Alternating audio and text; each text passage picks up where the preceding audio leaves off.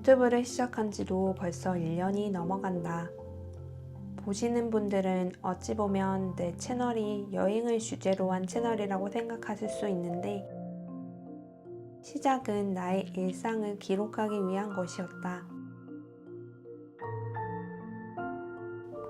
작년엔 강원도, 전라도, 경상도, 충청도 등 다양한 지방 소도시를 돌아다녔다.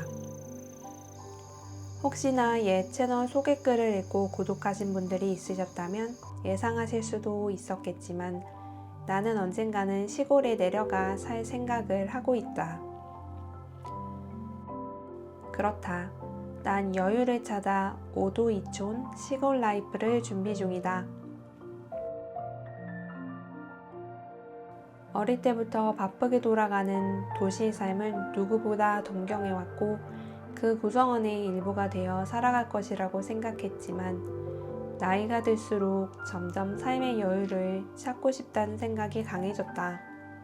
물론 지금도 시골에 2주일 이상 지내다 보면 지루해지고 또다시 서울로 가고 싶다는 생각이 들기도 한다. 아직은 적절히 밸런스를 맞추어 도시와 시골의 삶을 하이브리드로 살아보다가 언젠가는 시골로 정착하면 좋지 않을까 생각하고 있다.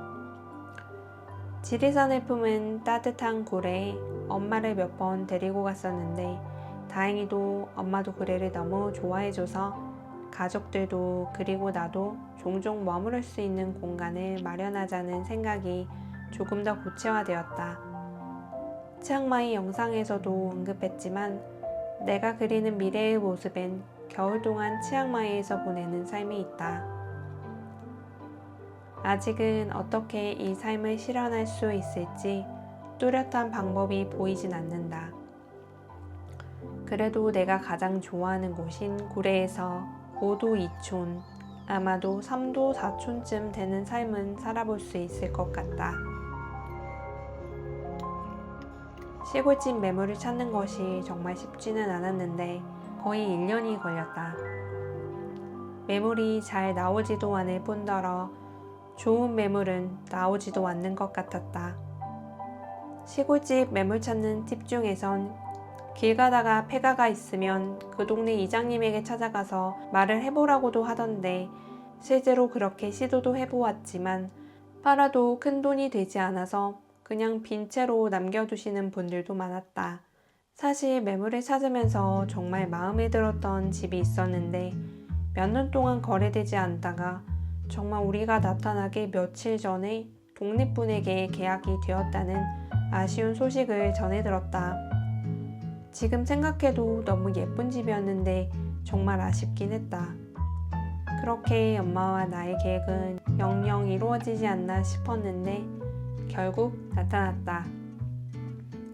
시골집에서 가장 1순위로 보았던 건 작고 또 가격이 저렴한 것이었다.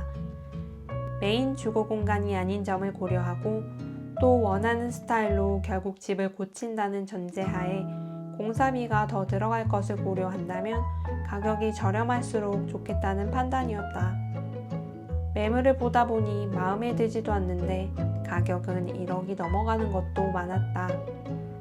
이건 땅도 집도 넓기 때문인 것 같았다. 그리고 이것저것 고친 곳이 많은 집은 인테리어 비용을 회수하고 싶어서인지 2억 이상 높은 가격대를 고수하시는 집주인분들도 많았다. 이건 정말 이해가 가는 부분이었다. 다만 난 기존 인테리어를 그대로 살리고 싶은 마음은 없었기 때문에 그런 매물을 제외하다 보니 선택지가 더 없기도 했다.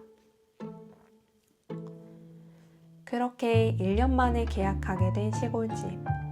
이 집 또한 오랜 시간 동안 빈 채로 남겨져 있었다. 계약할 때는 이곳에 살았던 할머님께서도 와 계셨다.